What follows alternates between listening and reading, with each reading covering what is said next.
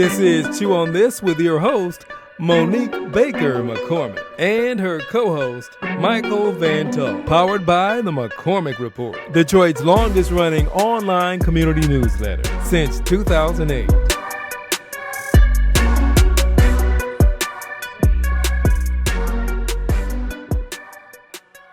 We are so glad to have you on today. Yes, our guest in this segment is Mayor Byron Nolan from the city of Inkster. Yep. I just want to make sure this arm is not in the way. Gotcha. My arm is in the way. Okay, there he is.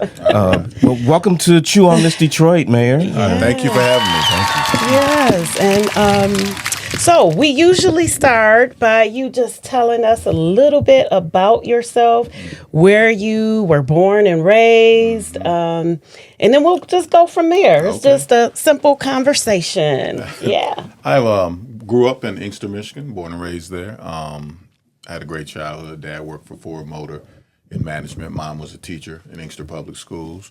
Left there, went to University of Michigan for undergrad. Had a great time there in Ann Arbor. Go blue all day long. All right, all right. And then I taught for a year after I graduated from college. Then I went to law school. Oh, you're an attorney? Yes. I did not know that. Esquire. Oh, yeah. All right. right. Proud attorney. Practiced law for 28 years. This is my 29th year now. Okay.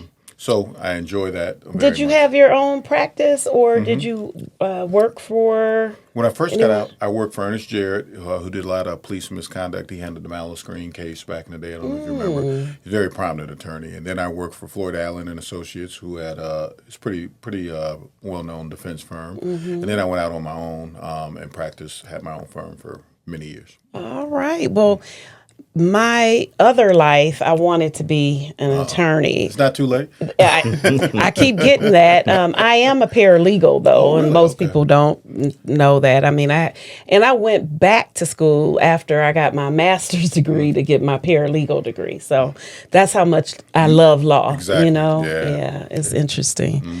Yeah. So you said your parents were very instrumental in your life. How many siblings you have? Just one sister. Okay. And I'm one the baby. sister. She's the oldest. Okay. So she broke all the rules and softened it up for me. And I just slid on in and made it through. Okay. All right. Well, Mayor, we normally see you on a monthly basis at the Conference of Western Wayne advocating for your city. Yeah. How important is it for you to be at these type of events representing Inkster? We have to be there. It's essential. If we're not there, our voice is not heard. You look around the room, you don't see a lot of communities like ours. So it's a great coalition of leaders. You can share ideas, share solutions to problems we all have, because our communities are pretty similar, even though they may look a little different. We have the same problems, essentially. That is so true. And so with being a part of Western Wayne, you've been a mayor for how long? And so you would have been a member of Western Wayne, Conference of Western Wayne for how long now? This is my second stint. I was first mayor from November 15 to November of 19. Okay. Did not win re-election, but kept working in the community, doing my part, trying to make the community better, and then decided to run again in 2023, and I was victorious. So this is I guess, my 6th year. Okay. Wonderful. Well, it's always about how you come back, right? A lot of people know my story, but, I ran like 5 elections before I became a commissioner. Wow. So that's 10 whole years of running. So you got to stay in it to win it, right? People know you're serious. That's right. That's stick right. to it like that. And you mean well. You mean the community well. You are not just there, for the moment, and people want to know that. Yep. One other question I have, and I always ask my guests, what brings you joy? Seeing other people happy. Okay. Yeah. I've been blessed. I had great parents. I've done well in my career. So now I want to give back to my community. I want it to prosper. So that's why I ran for mayor, and that's why I'm in the position I am now. Okay. All right. And any other aspirations that you see for yourself? I'm pretty happy being the mayor. Okay. But, if another opportunity comes, I'm still relatively young. I'm not ready to go fishing quite yet, but it's on my list. Okay. So maybe another 10, 12 years, I wouldn't mind working Okay. on an everyday type basis. So, we'll see what happens. Now, can you practice law at the same time, or are you still practicing while you're? No. Okay. I'm a full-time mayor, so I manage the Full-time. city. Yeah. I'm Okay. the chief administrative officer of the city, as well as, you have the social duties you have to take care of. Right. The church on Sunday, 3-4 events on Saturday. Even during the week, I'm part of nonprofits, community organizations. So my schedule is completely full. Okay. Well, I know your hands are full at the city of Inkster. You all have had some crime issues over the years. What are you doing? Your administration doing to combat crime in Inkster? We're going back to the basics. We're hiring kids from Inkster, send them to the academy. We're trying to execute community policing. It's better when the police officers know the community. That's right. It's great when they're from the community. In addition to that, we have a housing program where we offer our employees, we want you to live in the community. So we have a right of refusal for foreclosures every year from Wayne County, as you're aware. And we claim the houses, and then we offer them to our employees and other vendors to fix them up, live in them. You could be 21, 22, 23, have a job, and have a house that's free and clear. And be part of our community. I want you to pull your squad car up in your driveway. I want people to see you. I want you to know your neighbors. So that's what we're doing to try to help, create an atmosphere where people do not want to commit crime. Give them the deterrent of having folks in the community that they know are watching them. As well as we're trying to use technology. We're kind of mirroring the Green Light District from Detroit. We're doing that in a lot of our businesses now. We're looking at getting drones to respond to calls and get there on the scene to make sure our police officers are safe when they get there. We already got eyes on the ground. So I we're like looking at that. that now. Trying to use technology. I know a lot of people are scared of it because of Big Brother, but Yeah. you got to weigh that. You have to balance it. That's out. true. That is Because so true. you've got citizens, you got families living in Inkster. I noticed, I have a couple of friends over there, and I do visit every now and then. There's a nice men's clothing store there that I stop at sometimes. I'm sure you know what I'm talking about. So you've got a mixed, I think a lot of people don't realize how mixed Inkster really is. It's getting more diverse by the day. Some of the communities, we have a huge Arab American community, Dearborn Heights. They've run out of space. So a lot of young families are moving to Inkster now. And then, of course, we've always been diverse even before that. Inkster, way back in the day, you had the north side and the south side. South side was African Americans. North side were Caucasian Americans. That's all changed now. When I was a kid, when I grew up on the north side, like everybody on my block was white. As I got older, it turned completely chocolate. Right. And I was Like wow. Detroit, yeah. And that's the way it was. And you know what? And it changes over time, and it will change again. It will. You know? It will. Yeah. I love anybody coming in who's going to take care of their house, take care of their yard, and make the community better. Open up small businesses. Let's make the community great. Yeah. And that's what it takes. It takes a community of people that want to be a part of change too. That's what we're experiencing in Detroit, especially now with a new mayor coming in. You know about that, That's right? exciting and scary at the same time. It is. Well, we really appreciate the work that you do in Inkster. One of my organizations that I belong to, the Zetas organization, is really strong in Inkster. Real strong. Real strong, right. And the Bartons, the Barton family, I used to go to his parties all the time. Most famous family in Inkster. Yes. So you got a lot of good things going on. And I am so happy that you joined us today to just hang out with us. And learned a little bit more about Inkster in the Yes. process too. And I think we're looking at greater and greater things from Inkster, and we're glad that you're at the top to make sure that happens. We'll keep working, and you guys are welcome to come anytime. We have the new Malcolm X House is opening up soon. I was there. I was there at the grand.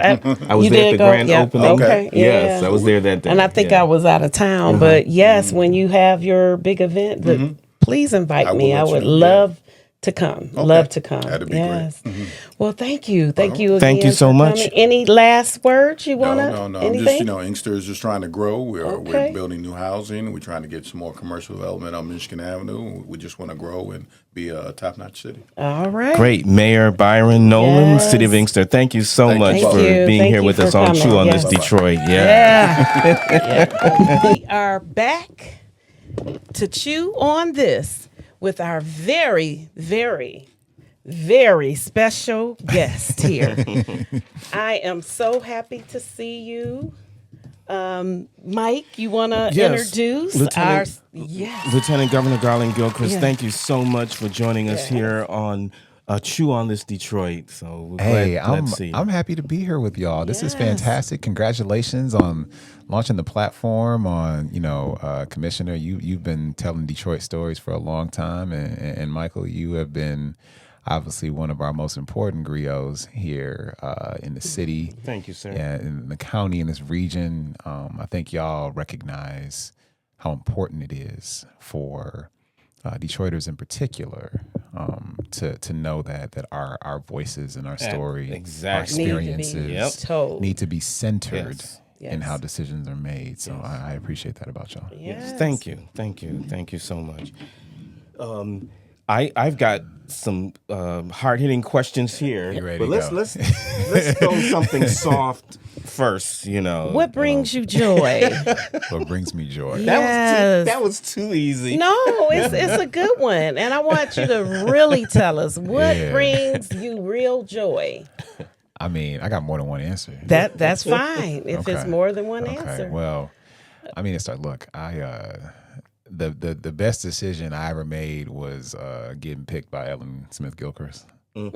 So we All right. So we've been Wifey, We've been huh? married 16 years. Absolutely. Oh, She that's she had the audacity to give me a set of twins on my birthday. Oh wow. They were born on your They birthday? were, I did yeah, not know yeah, that. Yeah, my babies will be 12 on September 25th. Oh, And That is then our baby girl's birthday is Juneteenth, so it's all holidays at my house. Wow.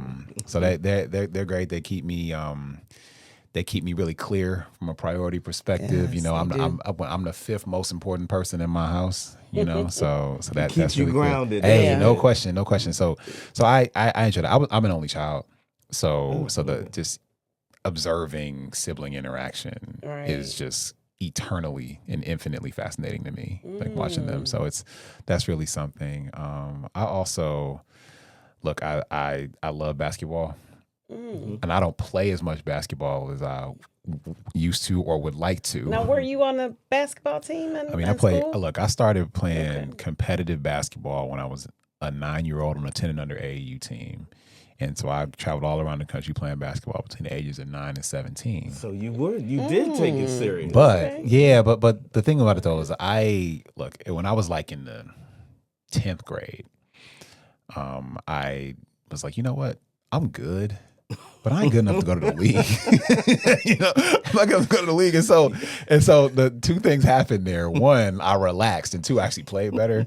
But I ultimately I wanted to go to the University of Michigan more than I wanted to be a college basketball player. And so I could have went to a small school and hoop, but I didn't want to do that. I wanted to go to Michigan. So you saw the talent around you. Hey, look, Yeah. I'm gonna tell you how it went. And just went to have So fun. like I said, Okay. I played AAU basketball. Like I said, starting when I was 9 years old, and the best ball player I ever played with, this guy from Detroit, his name was Ricky Paulding. Rick was Mr. Basketball in 2000. He went to Renaissance, and so Rick would travel with us when we would play in nationals. And we were like 14 other nationals in Memphis, Tennessee. Rick was one of like 3 people who were like dunking in the tournament. So all these people come in our games. It was like Rick was like the man. Well, so I went to Farmington High School, and so Farmington came out and played. I mean, Renaissance came out and played Farmington, one of the early games of the season before the conference schedule started. And for those of you who hoop, you know that like, even if somebody's better than you, but if you just like know them, you can compete with them, right? And like me and him know each other. I knew his hat, I knew his moves. yeah, everything. I knew that, Yeah. right? So I can hang with him, right? But I just remember there was one particular play. Rick got the ball on the wing on the right side. Me and him, ISO. Everybody else on the side of the court, me and him, right? And it was really simple. He just did a real simple jab left, drove right. No, it wasn't no spin. Just jab, went to the basket, and I was just like, and he just made a decision, like I'm about to score, and I was just like, you know what? He playing a different sport than me, and you know what happened to Ricky Paulding? Ricky Paulding was Mr. Basketball. Okay. He went to the University of Missouri. You were right. Had a standout career in Missouri. He is like the second or third leading scorer in Missouri history. Wow. He got drafted by the Detroit Pistons. Okay. And then he went and got paid to play basketball overseas for the rest of his life. Wow. It's like, you know what? He was playing a different sport. Yes, but he made a good decision, and so did you. Look at you. Hey, it's all good. See? It's all good. Everything Lieutenant worked out. Governor. Everything worked out. That's right. That's right. Which leads us up to this point now. That's right. Yeah. So this is a huge state, not just in people, but in geography. From here all the way up to the Upper Peninsula, across through the forest towards Wisconsin. That's a lot. Why do you want to be governor of this huge state with all diverse these people and state? and It's so this, diverse. this big state. Yeah. Well, I mean, first of all, the bigness is part of the beauty. Mm-hmm. Michigan is the largest state physically east of the Mississippi River. No, see, I did not know There's that. no state bigger than Michigan. Like But- you can drive that. But it feels like You can drive one- for 16 hours and still be in Michigan. If you start Wow. down One at the end. corner of Monroe County Wow. and drive all the way up to the Keweenaw Peninsula or all the way up to through the Porcupine Mountains over almost in Wisconsin, you can drive for 16 hours and still be in Michigan. I did not realize. It's really, really, 16. really, That's really almost big. like that's almost like a drive to Florida. Drive to Alabama, right. right? You Yeah, drive to Alabama, right. right? So, Wow. but in all that bigness comes a tremendous amount of beauty. We are so blessed that God has given us these resources to steward, unlike any place else on the planet. In Michigan, 21% of the fresh water in the world, but we also have a state that is so large and has been understood to have so much opportunity within it that we've had people from all over the world come here in search of it. I mean, I think about my own family. My granddaddy and my grandpa came up here from Central Alabama, one from Lowndes County, one from Bullock County. Okay. And they came up here to Detroit to escape Jim Crow and to seek opportunity. And there was so much opportunity in this big old state that they knew that they didn't come with a guarantee, they came with a promise. Right. They came with hope. Now, did they move right here in Detroit? To when Detroit. They They did. They both moved to the west side of Detroit. Okay. And that's where you grew up? One worked for, I was on the east side. East side, One worked for okay. Chrysler, one worked for Ford. Okay. And so they came pursuing opportunity. And so Mm-hmm. the reason that I am running for governor of Michigan is because, my granddaddy's experience that if he could just get to Michigan, there was opportunity for him to be able to lay a foundation to build a life. Well, 2 generations later, his oldest grandson, when I graduated from, the University of Michigan, the greatest university in the history of the world, with 2 engineering degrees. 2 engineering degrees. When I graduated with those, but I wanted to be a software developer in 2005, and I felt like I had to lead the state of Michigan to do that. And it broke my heart. It broke his heart. It broke my mother's heart. My mother thought I was going to leave Michigan and never come home.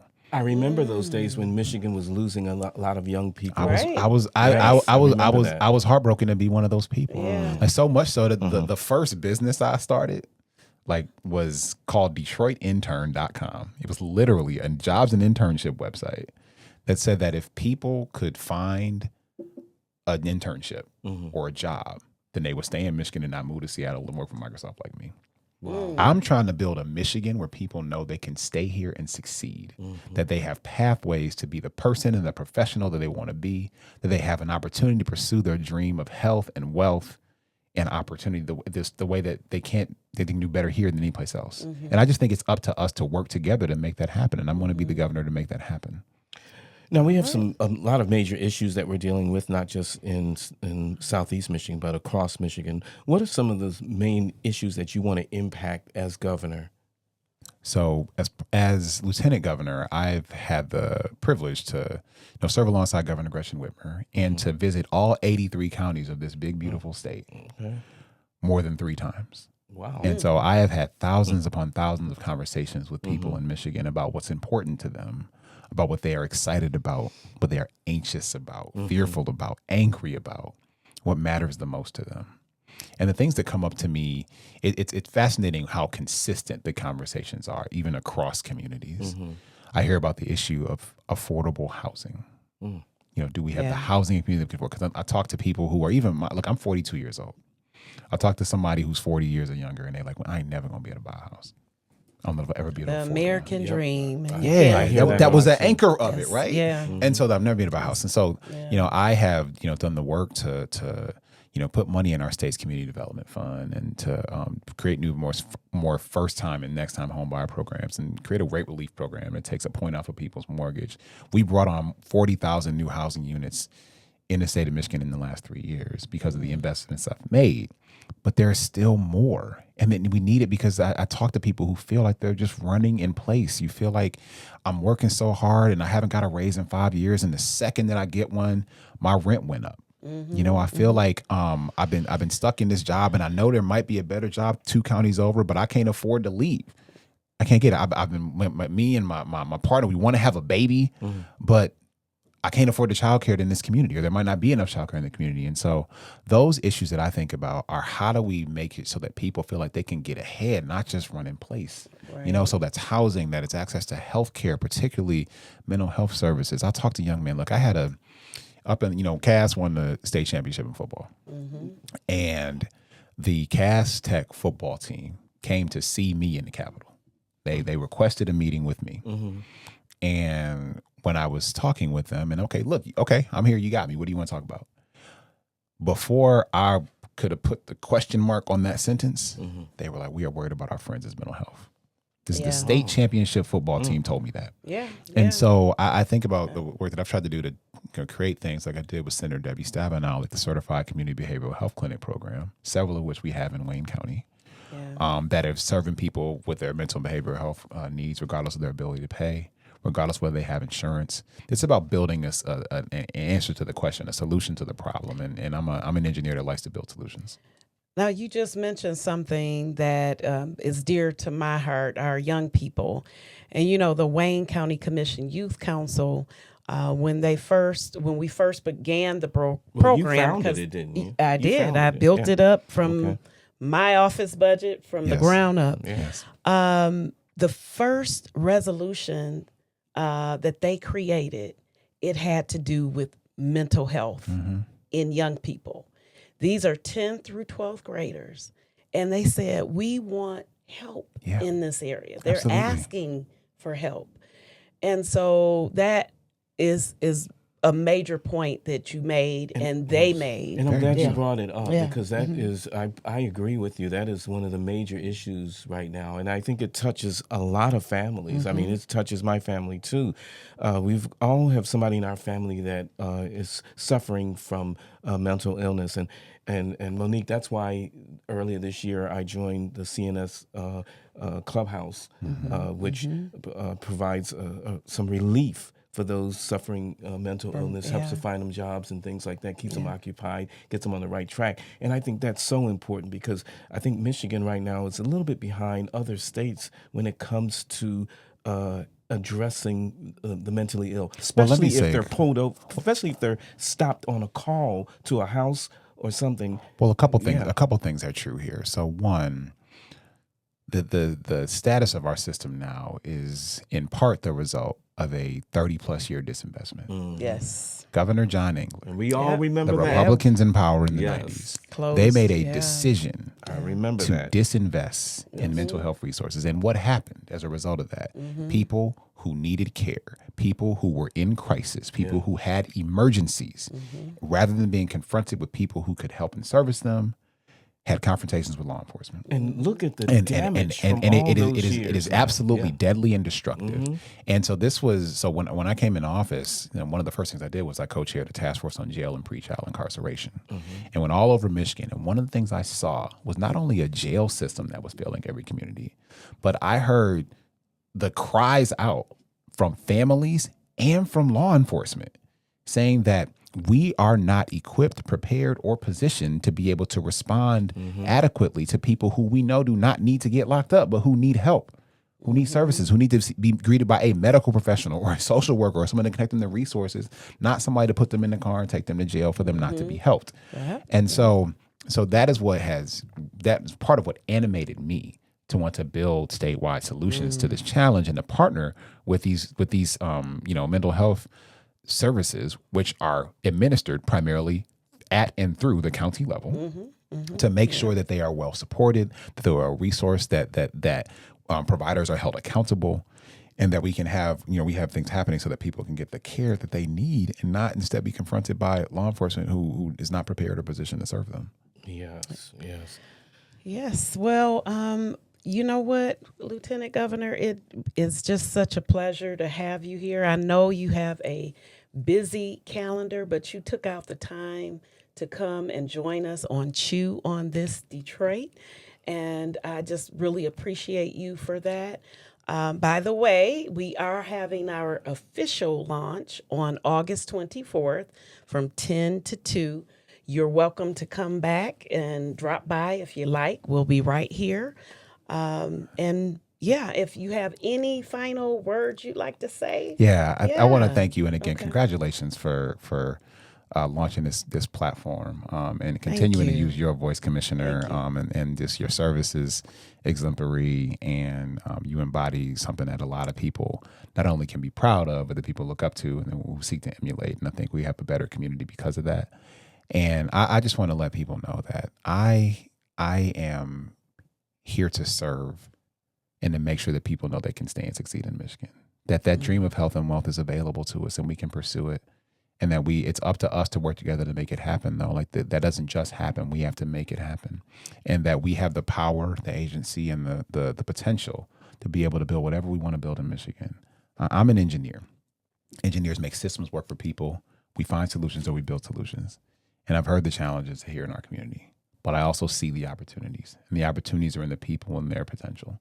And we need to work together. And so I'm asking folks to join me in my work, to join me at garlandgilchrist.com, to join this movement that says that the Michigan's future is what we make it, not what somebody tells us it needs to be. We don't have to accept inevitability. Instead, we have to create what we know will work for us. And I know that this community understands that. This is a matter of mobilization. So I hope everyone will come and join me to do that at garlandgilchrist.com. Great. Right. Lieutenant Governor Garland Gilchrist from the thank great you. state of Michigan. Thank you so joining us. much. Thank you. Yes, yes. This is Chew on This with your host, Monique Baker McCormick, and her co-host, Michael Van Tull. Powered by the McCormick Report, Detroit's longest-running online community newsletter since 2008.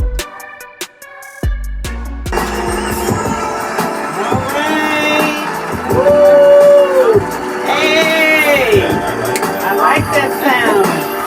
Michelle Griffin, y'all. Come on, chew on this, Detroit. Close my eyes, just be free. Forget about what I've done, what I did, where I had to be.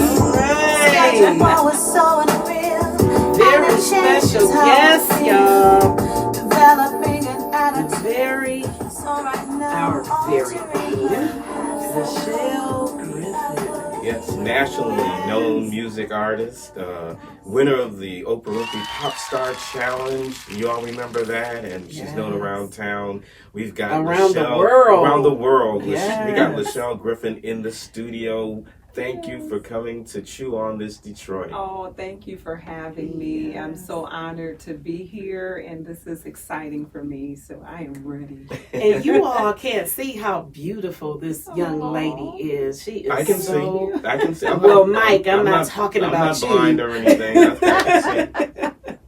But you really are beautiful. Thank You look so my beautiful. Sister. You do as well. Thank you always do. Thank you. Yes. Thank you so much. You're welcome. So, I'm going to start with a really difficult question. Yes. What brings you joy? Oh man.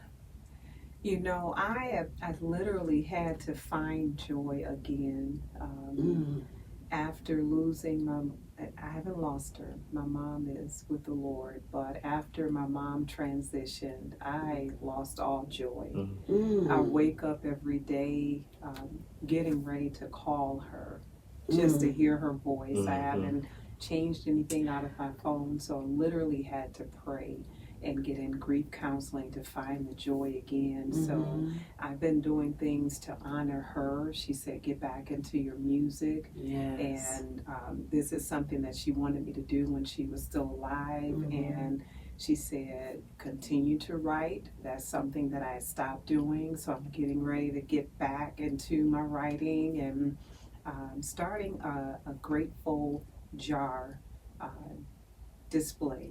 Okay. And this is a jar that is filled with things that I'm grateful for, Every thankful day, for, that's right. joyful for. And it's going to be in different jars Okay. from all over the world. I'm just going to order it, fill it with things that I'm grateful, thankful, and joyful for. And so, Amen. Amen. You know, I do that myself. Yeah. Every night I try to write down at least 3 things yes. that I am grateful for, because Yes. every day that we wake up, you know, we should be grateful that we Yes, woke up. That's right. And throughout the day, things could be so much worse, right? Yes, for sure. And so we have to purposefully and intentionally Mm-hmm. be about finding our Yes. joy Yes. every single day. Yes. And I'm so sorry to hear about the passing of your mom. Thank you. How long ago was that? I was just a year ago. Oh, wow. Yes, it was So- just a year ago, and so very fresh. Yes. You know, it was unexpected as far as how fast it happened. Mm. We thought she was going to bounce back. You know, Mhm. she passed from cancer. It had Mhm. progressed, and her body just couldn't take it anymore. Mhm. You know. Yeah, Yeah. I'm so sorry to hear that. Thank you. Thank So you. sorry. You know, and I think most people, I think, still leave the telephone contacts in their phones, because Yes. my mom passed a couple of years ago. It's still there. Yes. You know, it's like, and there's some other people that have passed, Mhm. some known and some not well known, and I still have it on my phone. I don't even Yes. delete them. You I know? know. And then And sometimes, it's hard to delete it it. is. You It is know, hard. even their, voicemails Yes. that you get from them. If you still have a voicemail, Yes. we tend to save that. Yes. Yeah, so it's really hard. Sometimes It is. I want to, when something big happens in the news, Mhm. I think about getting my phone and calling her. Yeah. And I don't know if that's happened to you. It's Yeah. like you want to Yes. call them. It has, Yes, yeah. I'm Yeah. waking up many of times Mm. getting ready to grab, and I'm like, oh my Yep. God. And even Right. after work, because I would Mhm. always call her and say, I made it through. Right. You know, she right. said, that's good. Now enjoy the rest I of your think that evening. just shows you how much love, Love you there have for was. each other. Yes, Yes, that's what that means. So where did you grow up? And tell us about Yes. you. And yeah, I grew up on the east side of Detroit, in the East Side. Parkside Projects, Okay. right off Frankfurt and Connor. Okay. And okay. I went to Marquette Elementary, Hamilton Middle School, and then my parents got me into Osborne High School. So I was a 86 graduate, All and right. yeah, 86 go in the nice, house. go nice, Osborne Yeah. nice. All right. And so in my childhood, I think about what the kids do right now. They're so focused on games and being inside. It's like you need to give them vitamin D because they're not getting it the regular way that we did. That's right. You hear That's about right. a lot of deficiencies that you Mhm. didn't hear about when we were growing up because we stayed outside. all the time. Just- Except you had to come in when the street lights Lights came came on, on. right? Yep, there Come were on there in. were rules. That's right. That's That's right. right. That's right. Yes. So we had good, clean fun We when we did. were just skating. Yeah. I used to Yes. skateboard all the Yes, time. oh my Yeah. goodness. And I Yeah. used to, we had relay races. Relay And races, we boy, sure did. I would dust them. I know. I used to my run too. goodness. You were a good Yeah. runner too. Yes, I was. I was too. I was fast. The knees be aching now, but I tell know. you. Yeah. So what activities did you do at Osborne? Anything in particular, like sports or Yes, I was singing in the choir? definitely and- singing. Yeah, I was singing and dancing. I was in modern dance, Oh, yeah. and you know, I could see you too in oh modern my dance. goodness, it was back in the spirit. day where they had the Polaroid. Mhm, I said, mhm. man, I wish I still had that picture of me in the dance alley, and Yeah. you know, I'm in a full split. I was like, I wouldn't dare try it now, but wow. yeah, I used to love modern dance, and and singing. Those were my two favorite, and acting as well. Okay. Loved it. So you're an actress. Yes. Have you considered that like of lately? Yeah. As far as in the large arena, I kind of steered away from it because it's so scary in the industry. I never forget Oprah said to the industry people, "Don't change her," and that opened my eyes to a lot. And then being in Sony Music, I was able to see a lot that I was not used to seeing, and I backed away like a moonwalker. I backed away. It's like, no, I don't think you didn't even turn your back. You just you backed up. Because you have to see, as you're going back. Right. But a lot of things are just not worth going into. If it compromises who you are, I'm never thirsty for an opportunity. I've always heard that as a rumor. When it comes to things in business like that, in show business, that there's a couple of different paths, and one way is like a total sellout, and it could lead to your downfall. There have been so many great artists who have started on the right track and then they fell by the wayside only because the wrong people were in their circle. In their circle. Stripped their gifts from them, and then they were just no good. Some made comebacks, but a lot have not, and it cost them their lives. And so I never forget, I literally was on my kitchen floor when I spoke to Sony Music and Oprah's staff as they were preparing for the show that I was a part of. They wanted me to sing songs that were seductive, As We Lay, and I asked them, well, isn't that a song about adultery? And it's one thing I'm good at is speaking up. So they said, well, yeah, it is. I said, well, I won't sing anything that compromised my relationship with God. So wow. So tell us a little bit more about that whole winning experience. How did that connection occur with Oprah? It's so funny. It was a painful experience that got me there. I had foot surgery. Wow. And being a mother of 5, I was a stay-at-home. I called myself a home engineer. I was a stay-at-home wife and mom, but I was never home. I was always at school with the kids, just volunteering, checking papers. I never could just sit still. I never was that person. Now, where were you living then? We were on the east side. West side. West side. Okay. Good. Yeah. My side. West side. Okay. West side.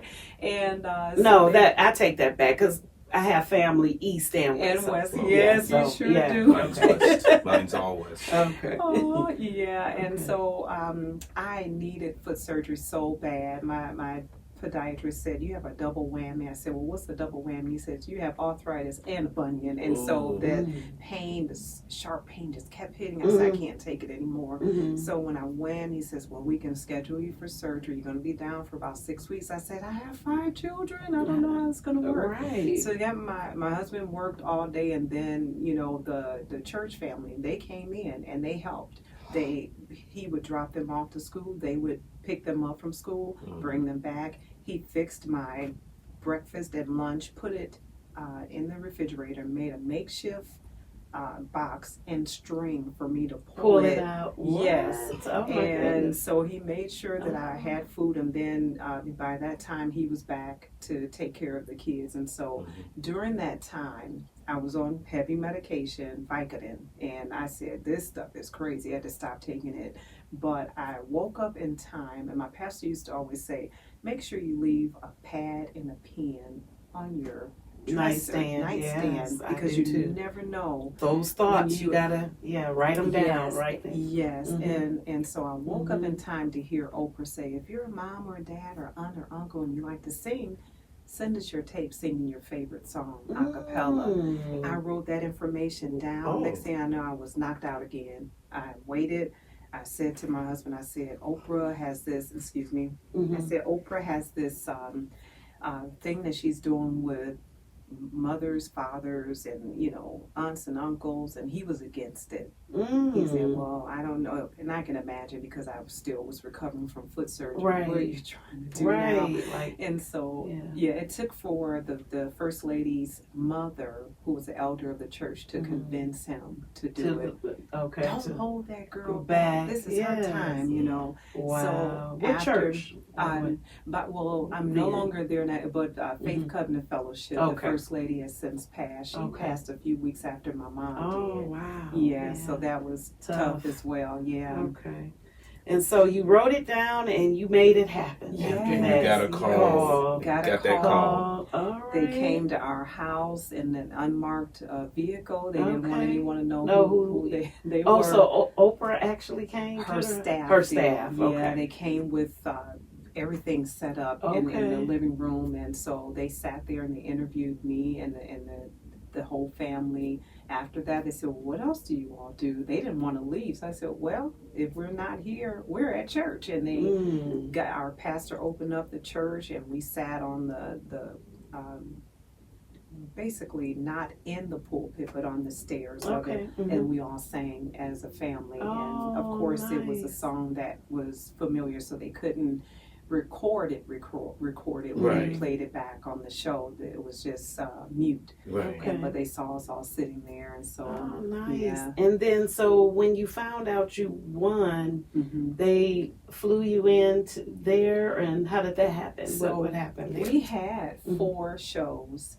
The first show eliminated, there were 8 contestants altogether. The first show eliminated 5. The second show was the 3 of us. Okay. The third show announced me as the winner, and the fourth show brought everyone back. All together. So Yeah. all of you actually were part of that Yes. last show. then. Yes. Okay. Did you Recorded. know at some point that you got this? Did you have a feeling, or was it just a No. total surprise It when was you found out? Yeah, it was a surprise for me because one thing I said, I always, whenever I sing anywhere, I just look at people as this is the congregation. So I'm literally like in church, just worshiping. So it never came off to me as a performance or acting or anything like that. It literally, and then they even allowed me to wear clothes that I wanted to wear because they were going to put me in revealing clothes. I said, I'm a mother, Oh, I'm a wow. wife, and so I cannot do that. Wow. They started putting me in clothes that Oprah would wear. Okay. And then they allowed me to choose the songs that I wanted to sing, which was Whitney Houston. I love Whitney Houston. Yes. And I'm always singing her songs at weddings, so why not? You know? Right. And so her songs were not compromising or anyway. So they asked me when I got out off stage, when I sung "Where Do Broken Hearts Go" by Whitney, and they said, "Well, Lachelle," and the camera and everything is in my face. "Where do broken hearts go?" I said, "Well, in my opinion, they go to the Lord because He's the only one that can mend the broken heart." They weren't ready for that one, were they? Right, When I was right. open, they didn't know what to say. But right. She went there. Wow. I said, wherever I go, I'm That's always it. going to be me. That's I would it. never be anybody else. And that was the right answer, Yes, just for you. Yes. And so through that, you ended up working. You still work with the Pistons, the Detroit Pistons, or So, off and on, or how Off does and that? on, Okay, yes. They okay. had me back for their Yeah. 313 day, but I'm not contracted with them any Okay, longer. okay. My last contracted event with them was in 2020. Okay. And I kind of felt like the timing of it was perfect. I was with them from 2012 to 2020. Oh, So that was a good wow. run. That was a good run. And then that's when my mom got ill. So Okay. it would have taken away time from her. Yeah. So it was perfect timing the way it ended, but it didn't end. So I still have a good rapport with everyone. Okay. You know. Yeah. So what's next? What are you working on? And we're gonna stay connected because I want to help you Yes. feel your joy, you know, and because we're all so blessed, and Make me cry. your mom would be so proud of you, Yes. and she raised a strong woman, and I know she did, Yes. and so we're gonna help you, and whatever I can do to help you through this. Okay. Thank you. I appreciate that. So Yes. what's next on your plate? Anything? Any closing remarks you want to? Because you've done a few albums. Yes, now, I so, have. Yeah. And you got me messed up. I'm sorry, I didn't mean to do that. No, but it's we're going to okay. stay connected, Yes. and whatever I can do to help, let me know. Thank you. I will. Okay. I literally just pulled out a song that I wrote. And ironically, the background singer is myself and Daryl. Yes, I have to let you hear that. Yes, and the song is called Daryl is my cousin. Yes. I did not know he could sing that well. Yes, Okay. wait until you hear the background. Okay. I know he and- could sing, but I didn't know. Yeah. Yes. You got him to sing. Wow. I got him to sing. Yeah, I said I need someone on this tenor, and he's like, I don't sing. I said, yes, you do. We met in the power of a choir. woman. Right. The power of a woman. You got him singing. Right. Yes. Talk him into anything. And right? it sounded great. He sounded Oh, so wonderful. good. Yeah, but the song is called Push and Praise, and Push so and praise. yeah, All and right. I thought I didn't make it. No, I'm sorry. I thought I wouldn't make it. Thought I'd throw in the towel. Didn't really feel much like praising. It's been a while, y'all. But I thought it had nothing to do with how I felt. Beautiful. She can hold a note, I tell you that. Yes. That sounded good. We was Even after a root waiting- canal, we was right? waiting for some more. Oh, yeah, and that, right? Right. Yes, you just told us coming into the studio, Yes. but that sounded great. Well, Thank you. Go ahead. So do you write any music at all? But Yes, I wrote you that wrote music song. too, and Yes. songs. Mm-hmm. Okay. Yes. Now- Poems, I do poetry as Okay. well. Now you're And talking. so does Mike. Yes, Mike, yes. you want to get Yes. show No, this is show out a about little bit? about Come Lachelle on. Griffin. No, Give no, us a no. little bit. I'm ready to Here, snap you it want up. me- Yeah. No, No, he please, not. Look, please now do. he acting shy. Yes, I need some inspiration. Yeah. No, but Yes. mine's about love and relationships. Like, I love you so much, we can paint the flowers in the Garden of Eden and pet a lion in the shade from the leaves with the sun that was made to cover the trees. I love you so much, it is love beyond time. Memories are in this soul of mine. Our love will last forever. See? Love now while you can. This love will never come again. Whoa! Look at that. Yes, I love it. I told you he's good Oh, too. my He's goodness. really good. That's He's really dangerous. good. Don't let us do a show now. Exactly. Yes. But it's been so much fun. Yes, it has. I love been. you, I love you too. my You sister. know I do. Yes. Thank you so much, and And we'll it's an go out. honor Yes. to meet you It's after an seeing honor you to on meet TV you and all as that, well, and like a superstar type of thing. Oh. It's an honor. She I'm- is a but I'm superstar. still Shell. Yes. And Yep. she's down to She earth. didn't sell out. Real Just imagine, people. right? Really It could have been a whole different That's what we situation talking today, about. right? That's right. That's what we talking Right. about. Real people. That's Yes. what we do on Chew on This. We bring real people, Yes. real This talk. was fun. This was a fun interview. It was. Yes, It was. Thank and you we'll so just much. continue to play some of your All right. music as we exit out. Yes. Thank you Yes. so Thank much. you for watching. Lachelle Griffin, Yeah. nationally known artist. Look at that. Thank you. That's a slow jam skate too. It is. I didn't know you used to skate. I went a couple weeks ago roller skating at Northland Skating Rink.